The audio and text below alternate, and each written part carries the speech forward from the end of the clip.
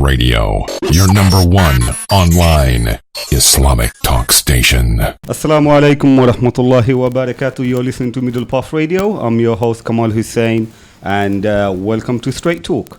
This evening we want to discuss the Islamic schools and what role it plays in our community. How important is it for our children's developments and in creating an Islamic personality with good morals and values. Does Islamic school guarantee building Islamic personality in the society? And are Islamic schools independent from the government interference? Your opportunity to air your views. Please join in this discussion. Call or text 074 77080 or you can tweet us at Middle Path Radio. To discuss this topic tonight, we have with us in the studio Brother Akhtar Hussein, who is a teacher in Islamic school, and we have Brother Mamunur Rahman, who is also a teacher in secondary school. So, Jazakallah khair, brothers, for coming down. Barakallah fi. Okay, inshallah. Let me start by asking you, brothers, what is the difference between Islamic school and state school? Well, from my experience, the difference is that you've got your academic side. Yeah. The Islamic schools also incorporate the Islamic studies, also the Arabic studies, but which are both in the Quran studies and the language.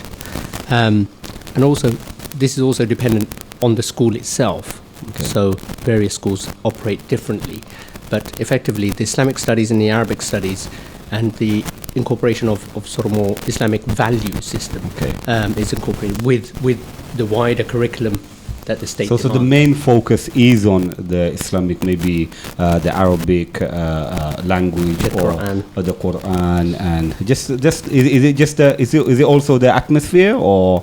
Yeah, well, inevitably it will create an atmosphere of Muslims, and the teachers will have an input in creating that atmosphere. Okay, that's very good. Brother Mamun, I mean, your experience? Well, Assalamu alaikum. Wa alaikum assalam. Thank you for inviting me to the show. I think one of the key differences between Islamic school and the state school, you see, with the state school, you have everything sort of like very systemized. Okay. So, for example, you have clear timetables, very rigid. You have clear schemes of work, which is already made up. So, systemized behavior management policies from, so you can log things in SIMS. Mm-hmm. Anyone who's a teacher should know this. You have also a lot of bureaucracy in terms of paperwork.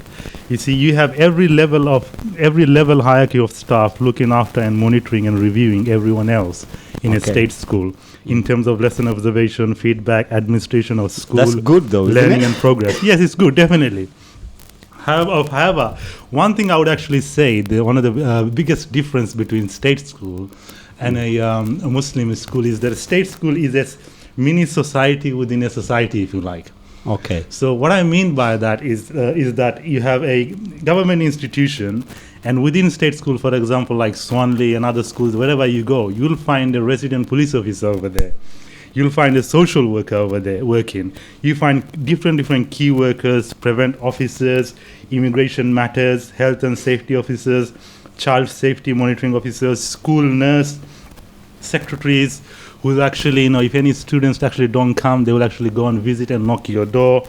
So all this. So it's a production house where humans are trained and shaped mentally and physically according to how the government feels in the interest of its own whims and desires, goals and objectives, like personal freedom to have any beliefs, or sexual freedom, example, teaching of contraceptives, types of sexual relationships, free mixing and pairing of boys and girls, making sure people are not all, at all in the past 100 years of, they are not actually teaching, past 1,000 years as well. So it's a production house. It's a mini society within a society. Okay, quick. Unlike the Islamic school, Islamic schools are more like private funded, and you have Well, that's the problem. I mean, that's why I wanted to just you've mentioned that you said, look, there are a lot of facilities that is available for for state schools. But with Islamic school, obviously they are restricted because of their funding. They don't. Some of them they are self-funded.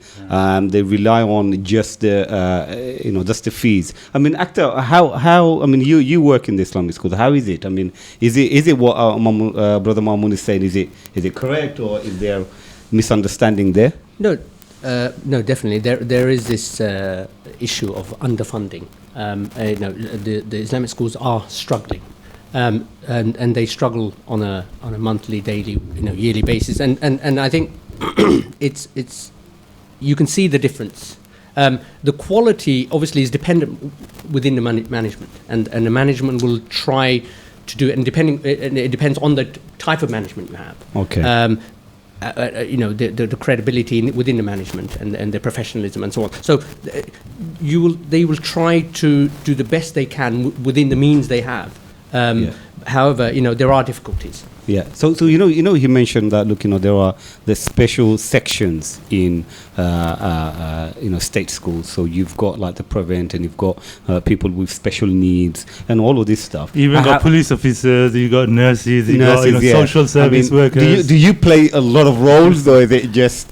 I know you're a teacher. I mean, do you also have other roles that you play? Yes, you're having to play a lot of roles due to the fact that you can't employ professionals. You don't have the luxury of a lot of money. Hence, your teachers are expected to do a lot more than in state schools.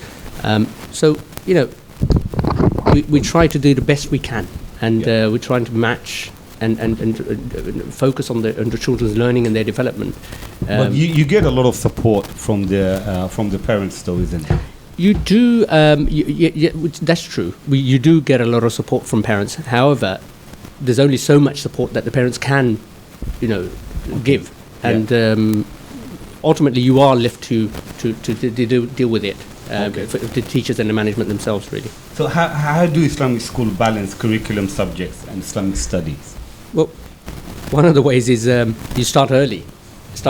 I think in my school they start at around 7:30. Wow, so 7:30. 7:30. You got Hifz class. You got Islamic studies and language and so on. So they usually get the Islamic side out early, and the curriculum really starts at around 10:30. So you get a. What time do they finish? About 2:30. 2:30. So, yeah. You have to cramp in a lot. It's doable, and we do it, and we do it quite effectively. And the children are learning. I think there's a lot of good things that are happening. There's a lot of. I think the resource themselves, that the people are the resource. You don't have a lot of luxury. We've already established that. However, what you do see is a lot of value within the people. They're driving this. They're making it happen. There are severe difficulties, but there's great outcomes. Well, there are a lot of, especially in this community, East London. There is a lot of Islamic schools that are popping up, evening madrasas, maktabs. So it's positive. I mean, there is a need. Would you say there is a need? Absolutely, I think there is a demand. There is definitely a demand. Hence, they are popping up. Whether the question remains is that whether the quality is there, the quality. And I think we've got to be very honest with ourselves. The management and the school, the people who come up with the idea, need to be very honest with themselves, because what they don't want to do is go into a venture where they are failing the children. And the parents, because that would be dishonest. Okay. Mohammed, do you have anything to say? Yeah, I just wanted to add on this one. How do Islamic schools balance the national curriculum and the Islamic studies as well? Without any doubt, the Muslim schools, Islamic schools are actually struggling, doing a good job. But I think we need to qualify, what is a good job over here. That's true. So, for example, if I were to say, actually, what do they actually teach in state school? The state school, there are certain subjects that are actually compulsory. So you have, for example, in the state school, English, you have math, science. Yeah, you have, for example, curriculum subjects. At GCSE level, only 6 subjects that are compulsory: English, maths, science, ICT, PE, and citizenship. Yeah. So in English, for example, so for the PE and citizenship, they actually combine this into PSHE. So in PSHE, what they're actually teaching, they are teaching actually citizenship. Yeah. So what I mean by citizenship, they're actually teaching about rule of law. They're talking about government and politics. They're teaching about democracy. They're teaching about British values, patriotism, and etc. But if we actually look at, for example, like Islamic school, they don't have something called citizenship. So what does citizenship mean in Islam? So citizen means, if we actually flip the other side, rule of law in Islamic school should be, for example, the Sharia is the supreme way of life. For example, Islam is the only ideology capable of solving humans' problems. Yeah. But is it being taught in Islamic school? Not in that manner, I'm sorry to say. Is what I'm saying? Yeah. So you have in secondary state school, obviously, they are enforcing the ideological. Definitely, it's not only ideological. Embedding these ideas, isn't it? It's an ideological embedding these ideas because that's what makes a person a person. Okay. That's what makes a person a driving force in a society. Okay. But whereas in Islamic school, you're not teaching rule of law, which is the Sharia law. Because if you were to say Sharia you can't. law, you can't. Yeah. And this is where obstacles come in. And I know you're going to actually probably be talking about well, that. I mean, we will be discussing, I think next week, inshallah, if we have time, we'll be discussing the prevent and how the government, in terms of some of the structures that they've put on, we'll be discussing that thoroughly. So, again, just to remind our listeners, today we are discussing Islamic school. What role does it play in the community? Is it independent from the government? What are the advantages, the disadvantages? Please join in, inshallah. Please air your views. You can text or you can call us. Our number is 074 7708 248, or you can tweet us at Middle Path Radio. Please join in this discussion. It's a very important discussion, inshallah. Brother Mamun, you were saying I was saying, for example, so these are the things, some of the things that are actually being taught in state school to actually bind the people within the state, to integrate them, you know what I'm saying? And because this is what they believe is the way of life. But with the Islamic schools, we have our own way of life. So, for example, we have our own way of solving our problems. So what is, for example, instead of parliament, how do we actually, devise rules and laws? Do we actually teach this to our students? Not necessarily, you know what I'm saying? Not that passionately and, elaborately. So do we actually say that Islam is the only method by which you can solve all human problems? You know okay, that's a good question. I mean, Brother Akhtar, what do you have to say? Do you teach about Sharia law? No, I don't. I do the academic side, the curriculum. However, the reason I'm saying that is just Brother Mamun made the point that look, there is an ideological push that obviously state school prepare the children. In terms of Islamic schools, that's not the case, is it? That's not the case. No, unfortunately, that is not the case. Ideally, I mean, when you've got a school, Islamic schools are under a lot of pressure. They're having to perform to government guidelines, and you do know obviously you probably will touch upon the recent interventions by the government to force the schools, the Islamic schools, the madrasas, the evening classes, and so on and so forth, to perform in a particular direction that they want. In actual fact, Islamic schools are actually harmless. They're not really teaching anything else. I mean, I've already mentioned that Islamic studies, Quran, language. What are they teaching that's dangerous? I don't see it. I work within an Islamic school framework, and I don't really see the dangers. And so for the government, there has to be another motive. They see something that it has to come from externally, because we're not grooming anyone. Okay, I think I will come to that. I mean, obviously. But do you think? I want to actually say that is it a good thing that what do we mean by grooming? I mean, we're not saying that go and actually hit someone or bully someone or kill someone. You mean radicalizing? Yeah. So what do we mean by grooming? If, for example, if we teach our children, like, for example, like what is the best way of life, What is the best way to live? What is the best thing to eat? What is the best way to dress? What is the best speech? What is the best, for example, belief? These are the things. It's something. Did anybody park their car on the side? No. Okay, so we just had some technical. I mean, if we were to actually, teach this to our kids, is what I'm saying, then I think, government might come back to us and say that, look, you are radicalizing. Because government says that anyone who actually calls for Sharia law, anyone who thinks that Sharia is the best way and all other ways is not the right way, then they are actually, radicalizing. And this is actually a cause for intervention. Okay. We will go into that later on, but I just wanted to maybe just get a feel of Islamic school and what they're really about. Thank you for raising that, Brother Mamoon. I've got, I want to. How do you ensure students excel academically in Islamic school? Academic in terms of the secular, in terms of science, I mean, maths, obviously, the danger is that you could send your son or your daughter to an Islamic school, and they could, do Hifz, or some schools specialize in Hifz.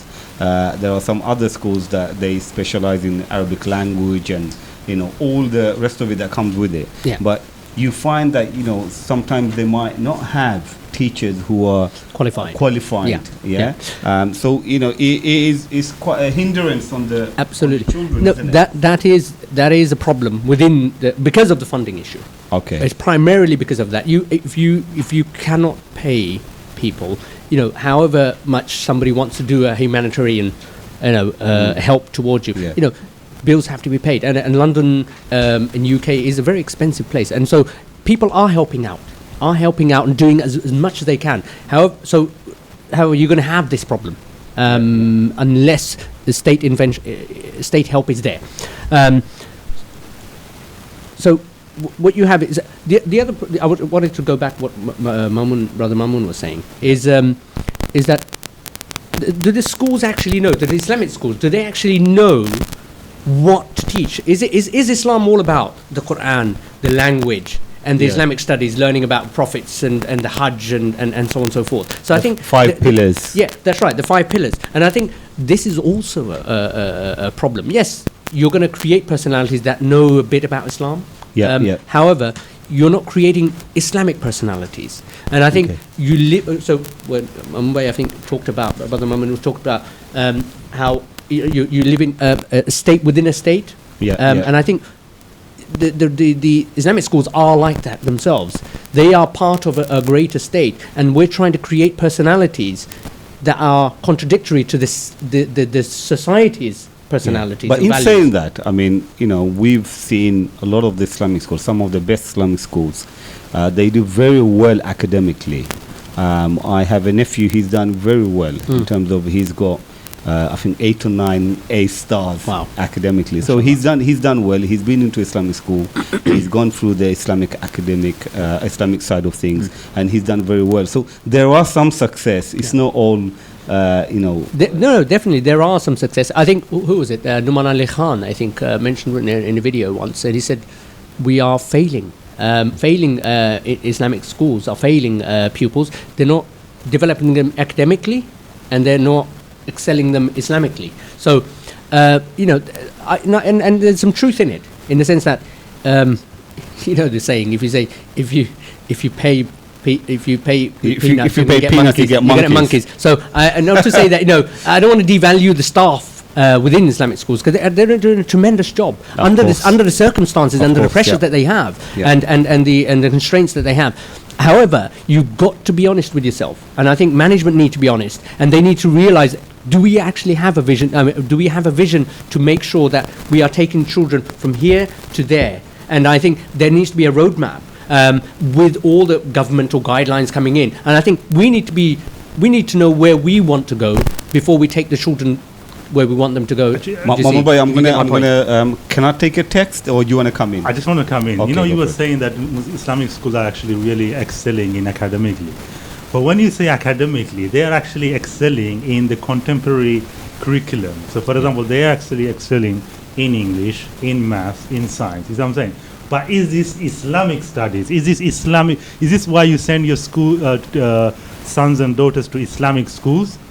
Am I correct to say, look, this is a secular society. Yeah. So we can't, there's no Islamic society. Yeah. So when you're teaching, obviously, secular, side of things, and you've got your Islamic side of things, it's different. So you can't.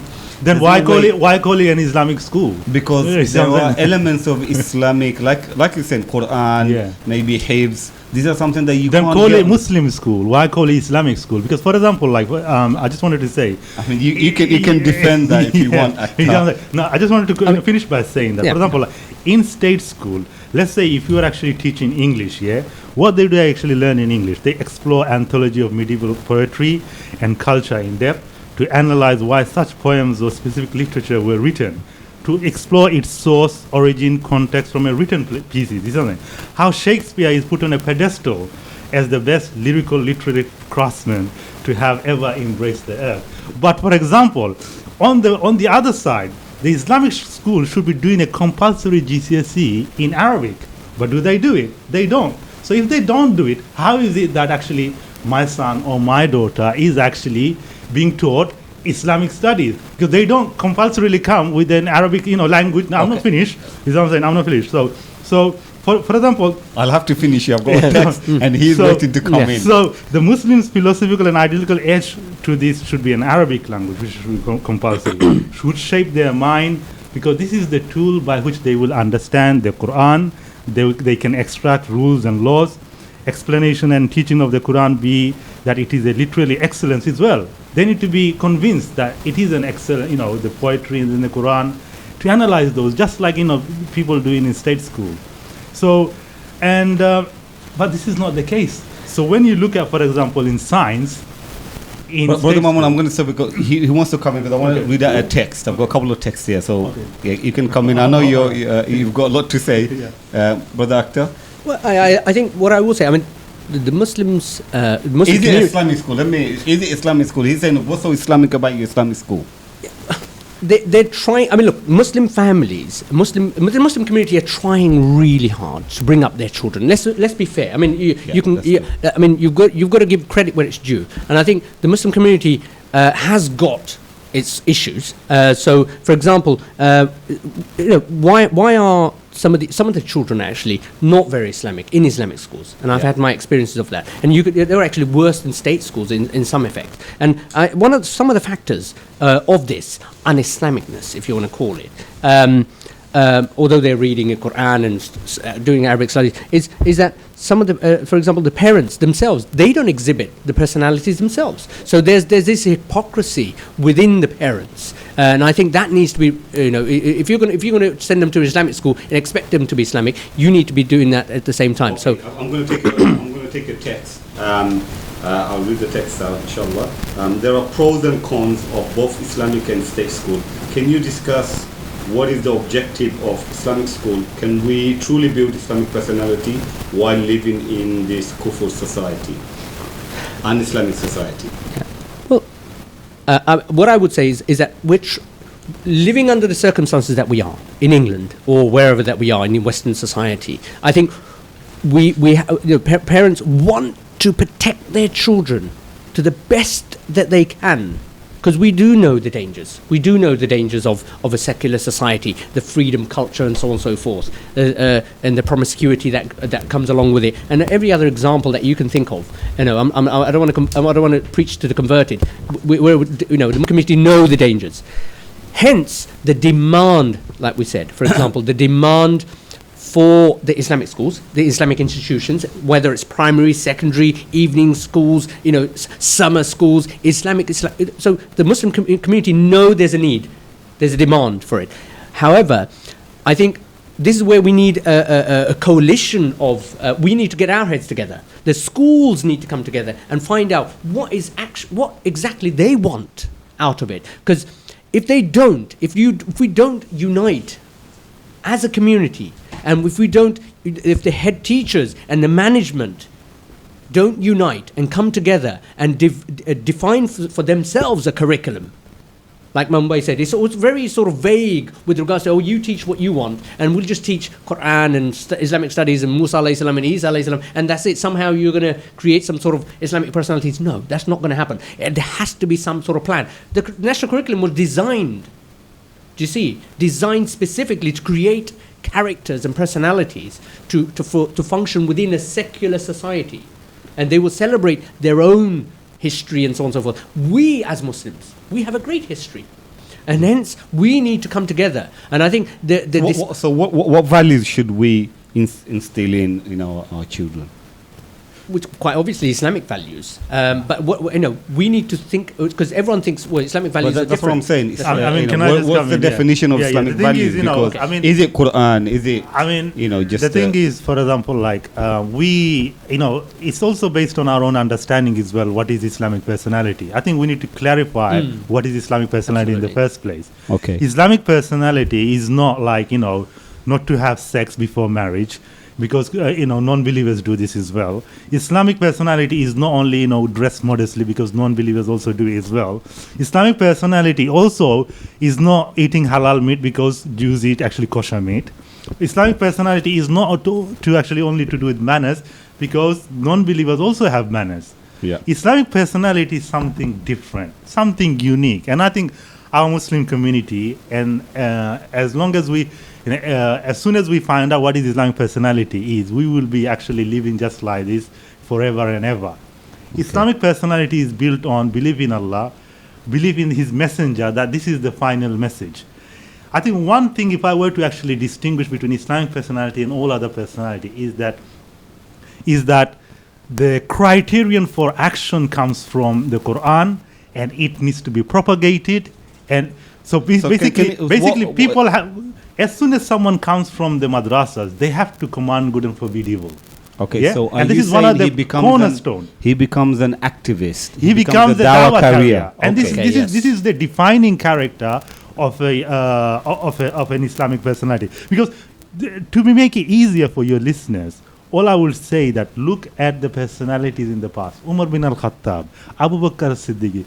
Don't go even there. Go one step beyond. Muhammad sallallahu alaihi wasallam. What characteristic did he embody? And you'll find that he worked tirelessly to achieve a society, achieve a norms of living, achieve a lifestyle for everyone that is peaceful, that brings about tranquility and just. And that is the defining characteristic and a personality of a Muslim. And unfortunately, anyone who goes, whether it's an Al-Azhar University or they go to Timbuktu University or University Egypt. in East London, they don't come about from there and become burning with as if they've got a new message.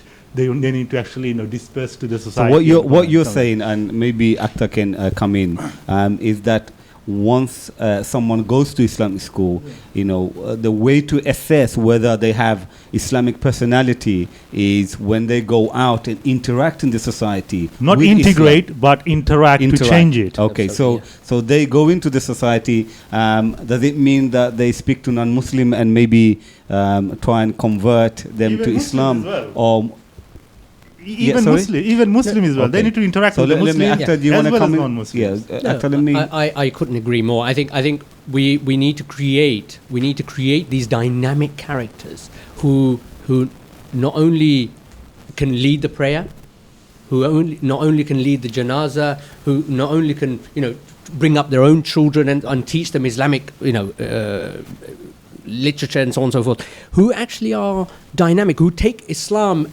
not just partially as something like, for example, you have Christians in this society. They take Christianity Sunday, part-time. Christianity has its... So we live in a secular society where religion has become compartmentalized in their life. It's part of their life. It's not all of their life. Okay. So I think where Muslims need to embody Islam, and they need to feel that the message of Islam is... Look at the prophets. They were dynamic individuals who took society from they had a vision for society, and I think if we create dynamic individuals who embody Islam holistically, then you will see a personality. But can you do that? Recently, Ofsted are forcing Islamic school to register. If they operate more than 8 to 12 hours, What implications does this have on Islamic schools? Evening madrasas, are they independent? Where is the independency of evening schools and maktabs? I think, day by day, British society, or whether you want to call it USA societies, are becoming a police state. Western so, for societies, example, you say? Western societies. So, for example, in Saudi Arabia, before you can actually give a khutbah, your khutbah is censored. Basically, it has to go through the government home office, and they will have to actually screen what you're going to say. So, similarly, for example, that's what I'm saying. Can you create personality? No. For example, if the personality that I am talking about, I am talking about, it's not my personality either that I'm actually envisioning or I'm actually directing over. It's the Quranic personality. The Quranic personality demands that once you hear the word "Iqra bismi rabbika allazi khalaq," read in the name of your Lord who created you. Read, that and learn by the pen and so forth. Is what I'm saying. Muhammad Sallallahu Alaihi Wasallam came out blazing, is what I'm saying. He came out to change, he realized that there is a lot of fitna, there is a lot of mischief, there is a lot of injustice in the world, and you need to change those injustices. Otherwise, Allah will account you. Unfortunately, Muslims who come from these, Islamic schools, they often don't do this. But what they do, I'm not going to dish out the Islamic school because they're doing a great job. They're learning the core tools, the tools that is required. So when they come back, then they think to themselves, for example, Sayyid Qutb, for example, Taqiyuddin al-Nabhani, for example, Maududi, or for example, other notable, sheikhs or, scholars, if you like, They later actually realize that, hold on a second, my belief actually demands me to react and act in a certain way. But unfortunately, the Islamic school, unlike the state schools, are not doing the same job because they can't, as you said, because of Ofsted and etc. Because they said that, hold on a second, if anyone believes in values such as these, that Islam is superior, then we will clamp down on them. And I think Cameron is saying to Ofsted is that anyone who teaches beyond 8 hours a week, those madrasas needs to be inspected. Now they will actually come with a good approach. First of all, they will say, hold on a second, because we need to actually make sure that, there's no beating going on in the madrasas. That, imams are not actually abusing the kids. So they will come in these guys, but good intentions is what I'm saying. For example, it's good intention to go to Syria. It's very good intention to go to Afghanistan, is what I'm saying. But what later happens is that colonization of a people, colonization of a land, dividing of the resources and implanting, dictatorship. This is what later happens, is what I'm saying. So this would be a good excuse to come in, but is to actually make sure that the curriculum that you're teaching is diluted, is not Islamic, totally Islam, pure Islamic, is half and half. Okay, let me just come to Brother Akhtar. Which other areas have Ofsted been involved in terms of the Islamic schools? What other areas have they really regulated? What are the things that they're looking at? How do you feel? Do you feel that you're overlooked, and do you feel comfortable? Have they come to your school? No, I haven't been there for long, so therefore, I haven't experienced Ofsted's backlash. But what we do have, and I think the danger, the government actually doesn't. I don't think the government, thinks that these madrasas or Islamic schools or evening classes are radicalizing or creating, terrorists or something like that. I don't think that's the case, and that's definitely the government knows that. I think to be in all honesty, but what we do see is that over years. So, for example, when our fathers first came in here. They weren't. Islam wasn't much for them. Schools. You see, so there weren't in schools and many schools, or Islam for them was a very sort of essential, basic value for them. What we see is a trend over the last few decades is that youth and Islam has become more in our face, and I think people are taking Islam to be in a very positive light. They're looking into Islam more as a way of life. Why do you think that is? Is it because they see that society poses a certain challenge for their children? Well, one is the society that we live in.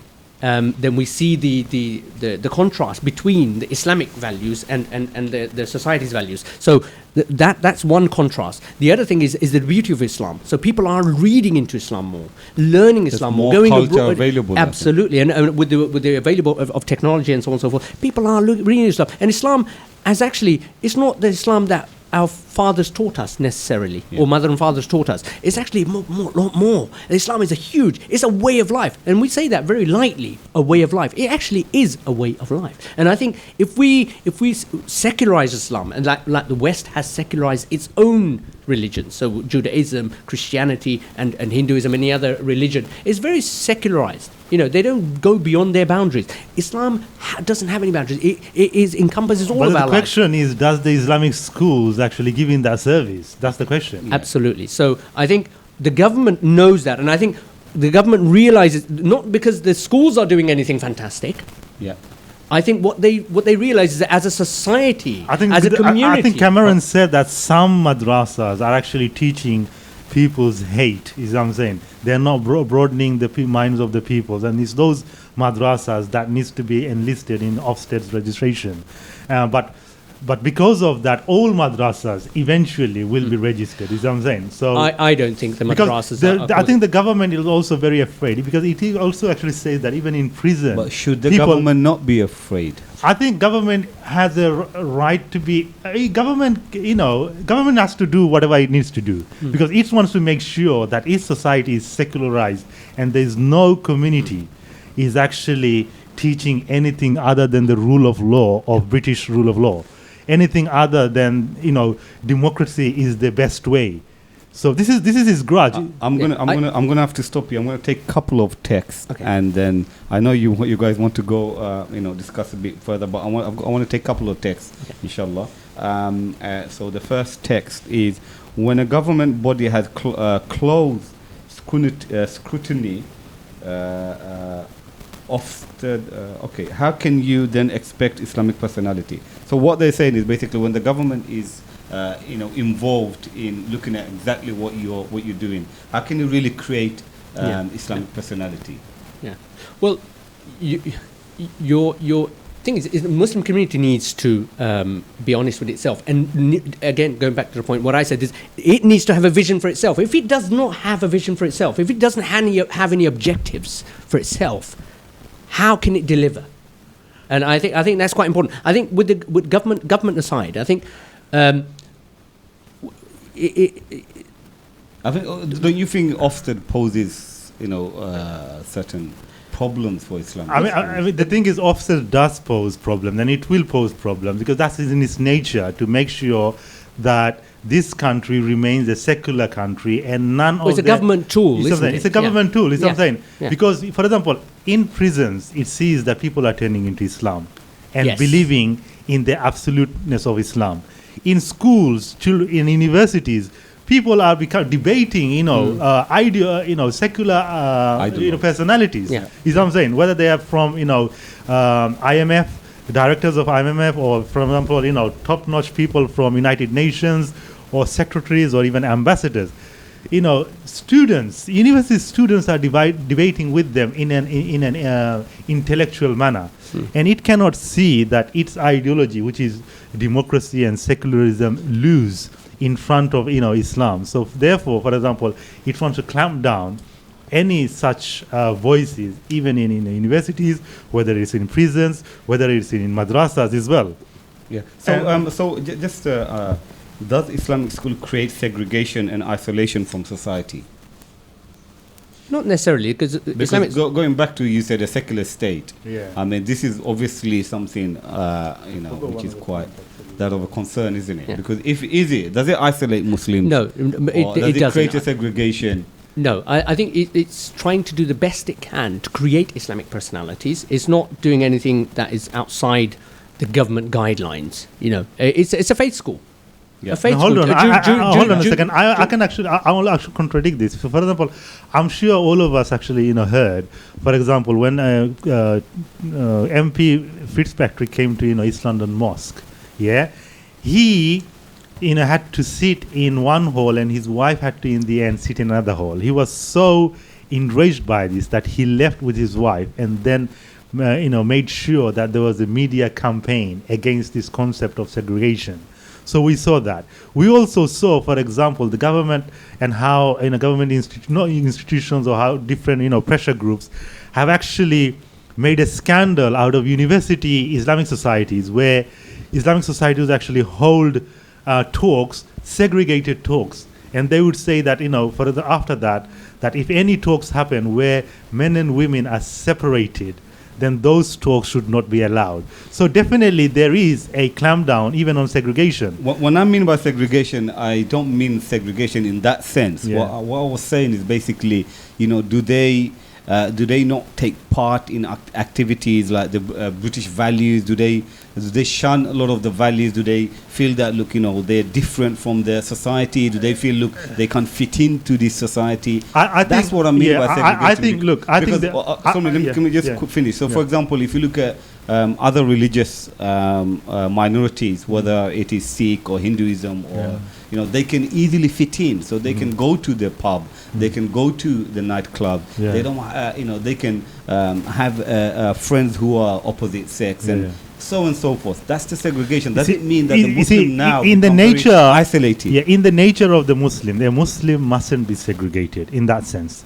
The Muslim must interact with the society, teaching its good qualities, for example. So if the Muslim doesn't go to nightclub pubs and things like that, it's trying to teach to have orange juice. Yeah, to have it's trying to teach. This is the message to the wider community over here. The Muslims pose no threat. Yeah. The Muslims are saying to you, for example, if you cannot, for example, pilot an aeroplane like 70 hours after you have drunk alcohol, why would you drink alcohol and then conduct your life carelessly? So Muslims teaches that, hold on a second, alcohol is bad.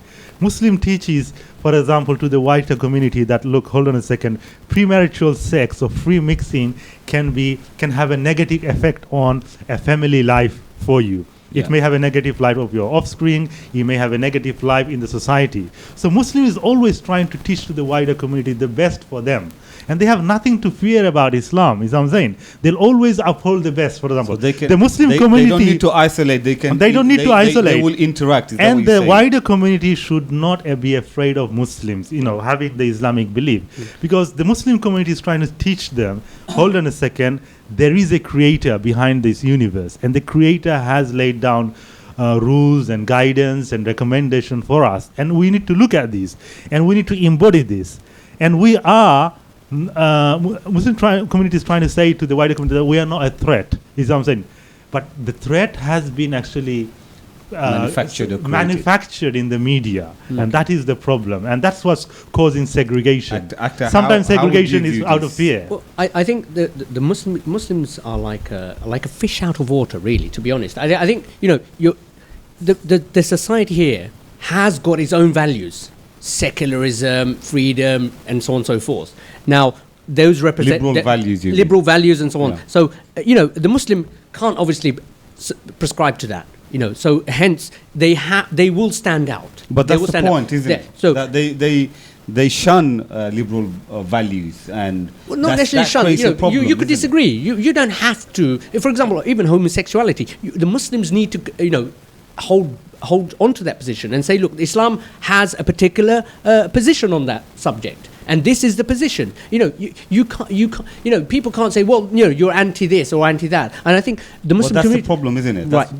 That's where it is a problem in the sense that, look, if you want to make it a problem, even Christianity in its text and so on and so forth disagrees and has positions on this. Even Judaism and so on and so forth. Now, why is the focus on the Muslim community? I think if the Muslim community, yes, it will. I think the government is on a mission. To sort of whip the Muslims in line.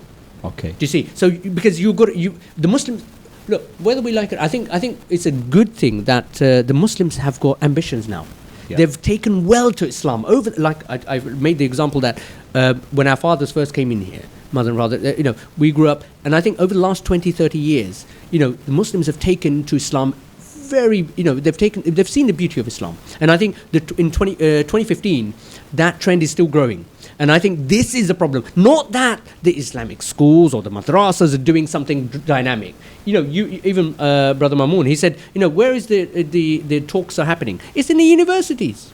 It's in the universities. And I think, these people haven't gone to Islamic school necessarily. No. So the radicalization, I don't think, I'll go back to my point as saying, I don't think the government is afraid of madrasas and Islamic schools radicalizing a new generation of people. No. Even their own policies, the foreign policies, are radicalizing. Do you see, making people think and question? And I think this is what's driving. Policy radicalizing the youngsters? No. What I'm saying, not radicalizing necessarily. It's about questioning. If other people act in a particular way. Can I quickly come in? Obviously, this is a bit personal, I think. Okay, go on. Your school, you have children who are obviously in Islamic school. Are they radicalized by foreign policy, what they see in Palestine, Syria? No. Do they have a view? No. They do have a view. We teach, in the assemblies and so on. So we talk about, how, things are happening. We say what's happening locally. We look at news. We say what's happening locally, what's happening nationally, and what's happening internationally. They share, and we talk about these. So, because children are part of our society, we live in society, and they have anxieties. Yeah. And I think as a school, we have a responsibility to deal with these anxieties within children, I think the going back to the point is that the radicalization, if they call it, wherever the government wants to call it, the radicalization or the worry from the government's perspective, from the secular government's perspective, is that it's not happening. That is not happening in madrasas or schools. It's happening in society, and it's causes are something else. Okay, let me move on. I've got another text to go through, a couple of questions to go through. So we're going to try and move it quick, yeah? So can you make it a bit precise and to the point, brothers? Inshallah. The text says, it seems to me that the panelists are calling for a Muslim community to establish Islam in a secular and capitalist society. Is this not a contradiction when the government of the day is calling for the Muslim community to embrace British way of life? Yeah. So is there a contradiction? No, I think we know that we live in a secular society. That's a fact. So what is our role? That's the question. What is our role as a Muslims community within? But is the Muslim community trying to establish Islam in this community, in this secular framework? Well, it can't, because the system already exists, a secular system. That's not going to go anywhere anytime soon. So what is our role? That's the question. The role is that we give dawah, and we create Muslim personalities that can question the current way of thinking, the government's legislation or the government, the culture that's existing within this society, I think, and protecting our own values. So we're confronting the issues that surround us from this society that are un-Islamic values, and then we're protecting our own values, and we're creating these personalities that have the tools. Is there a clash though? Inevitably there will be a clash, in the sense that, because if you hold clash of ideas. Yes, absolutely. And I think is that a good or bad thing? No, it is it's definitely a good thing. Brother Mohammed? Well, the thing is, clash of ideas have always occurred. You see what I'm saying? Ever since Adam's stepped into, for example, in Garden of Eden, there was a clash of ideas. Yes. Idea which says that don't approach that tree, and another idea is said, now come and get that tree, take that apple. Is what I'm saying? Indulge. So there will be nevertheless a clash of idea. We see that with every prophet there was a clash of idea. Allah subhanahu wa ta'ala says that, look, there are two types of people: those who believe and those who do not believe in Allah. Is what I'm saying? You will always be sort of like criticized, or whether it's attacked, you see what I'm saying? Because, for example, you believe in the message, you believe in the rules and regulations that I have sent you to abide by. There will be those who do not prefer, you see what I'm saying? Those who do not actually like those rules and laws to abide by, is what I'm saying? And this is why there will be this clash. Okay, and this clash is actually a healthy clash, is what I'm saying? It's healthy for everybody. It's healthy for the Muslim, and Muslims should not be afraid of that clash, because without this clash, you don't go to heaven. Okay. And without that clash, society does not change. Okay, let So me, we mustn't let me, get, you know, let me afraid quickly of that. move on. We've got a couple more questions to go through. And basically, this is about parents. How much involvement should parents have in Islamic school? Is it more than state school? You work in a state school, and obviously, you guys are dealing with parents. What role should the parents play? Should the responsibility passed on to the teachers? A lot of the time we find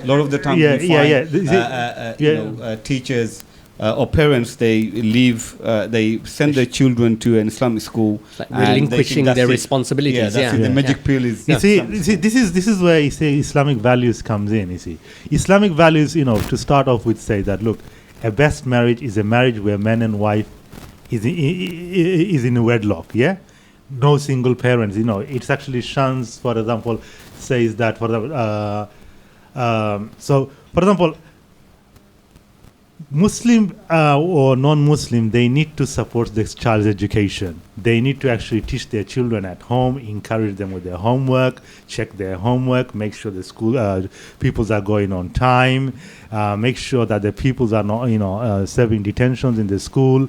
But if the parents, for example, are half of the time, drunk, or for example, like, most of the time doing, 24 hours work, then they can't actually, fend to their children.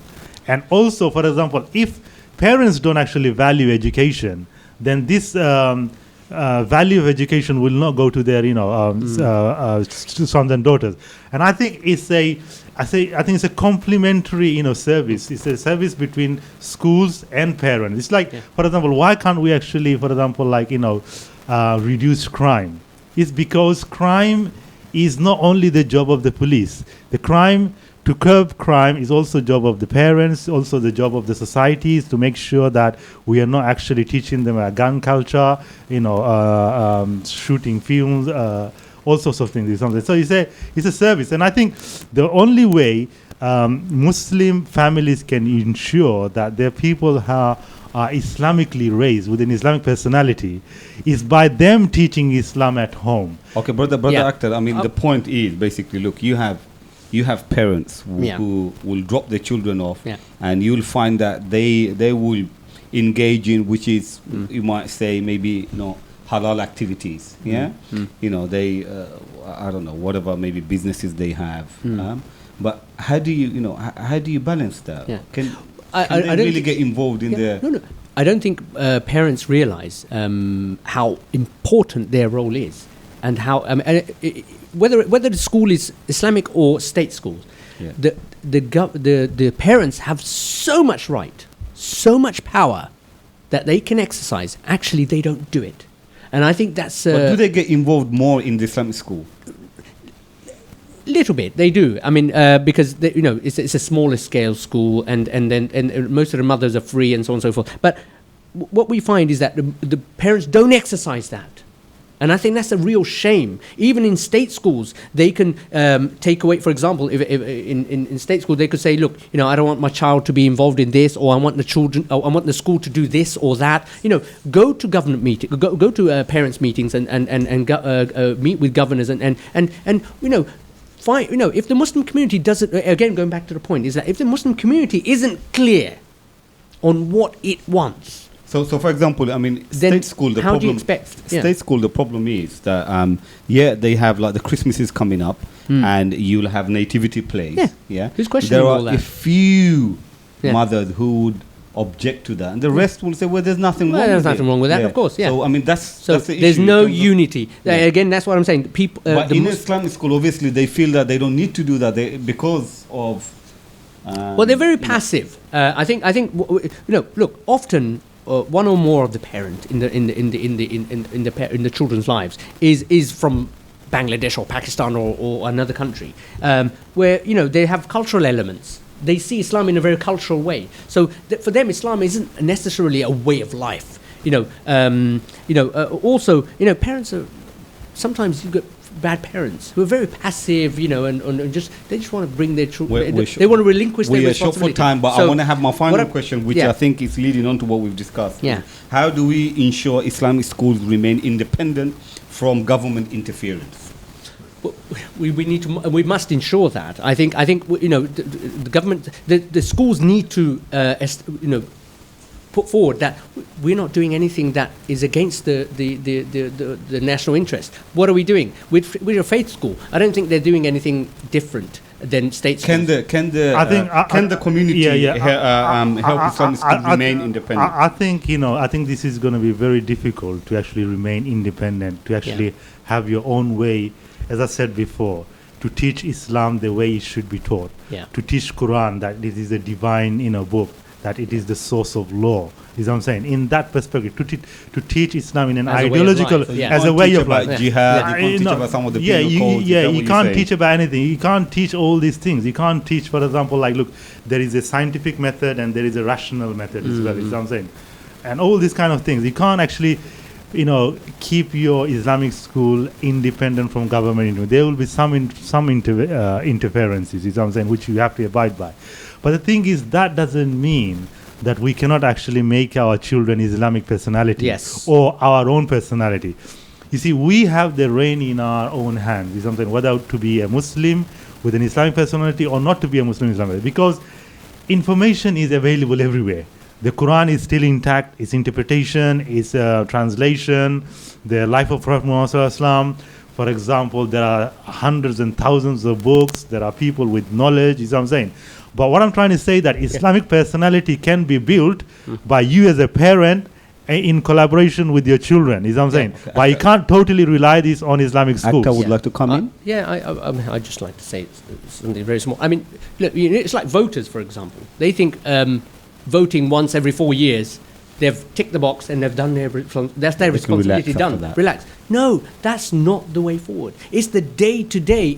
Are you living in the community? Do you feel the pain of the community? Do you feel the pressures of the community? Where do you want the community to be? And I think if each and individual, every one of us, don't get involved, don't unite, whether it's Islamic schools, whether it's the masjids that are connected, whether it's and so on and so forth. Parents need to get together, because if we don't have ambitions for ourselves, then there is no future for us. And I think this is the core thing here. I want to end it with yes and no. Yes and no.